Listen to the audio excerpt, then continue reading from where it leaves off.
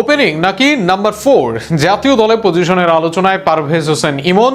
যদি ফেরেন ইমন তবে দল থেকে জায়গা হারাবেন কোনো এক ব্যাটসম্যান। সেক্ষেত্রে নুরুল হাসান সোহান নাকি শামীম হোসেন পাটোয়ারি, কে থাকবেন একাদশে তা নিয়ে থাকছে প্রতিবেদন।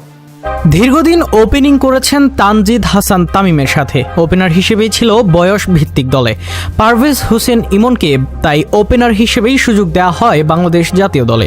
সেখানে তামিমের সাথে ভালোও করেছিলেন তিনি, তবে সাইফ হাসানের উত্থানের পর দলের একাদশে জায়গা হারান তিনি। এরপর বিপিএলে নতুন করে নিজেকে জানান দেন বাংলাদেশের ইমন, তবে সেটা ওপেনার হিসেবে নয়, নাম্বার 4 পজিশনে। ইমন স্পিন ভালো খেলেন, হিট করতে পারেন। এই মুহূর্তে বাংলাদেশ দলে এমন বৈশিষ্ট্য নেই তেমন কোনো ক্রিকেটারের।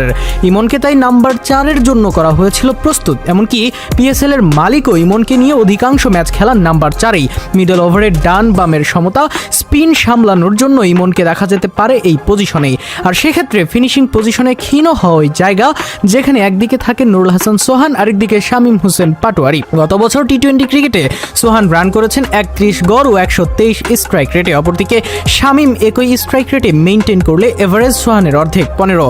আবার এই সময়ে কিছু ম্যাচ একা ফিনিশ করেছেন সোহান, তবে শামীমের সাকসেস রেট সাম্প্রতিক সময়ে বেশ কম।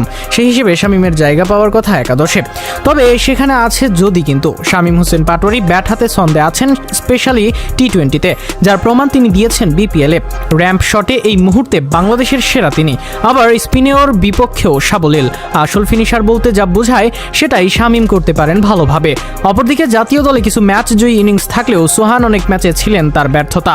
তার বাইরে বিপিএলটা দুঃস্বপ্নের মতো কেটেছে তার। এই মুহূর্তে লোয়ার অর্ডারে সোহানকে সুযোগ দেওয়া অনেকটা বাজে সিদ্ধান্ত হতে পারে বিসিবির। যদিও জাতীয় দলের ফর্মে তিনিই থাকবেন এগিয়ে, তবে সাম্প্রতিক এগিয়ে থাকবে শামীম। সব মিলিয়ে আগামীকাল ওপেনিংয়ে ছেড়ে নাম্বার 4-এ দেখা যেতে পারে পারভেজ হোসেন ইমনকে।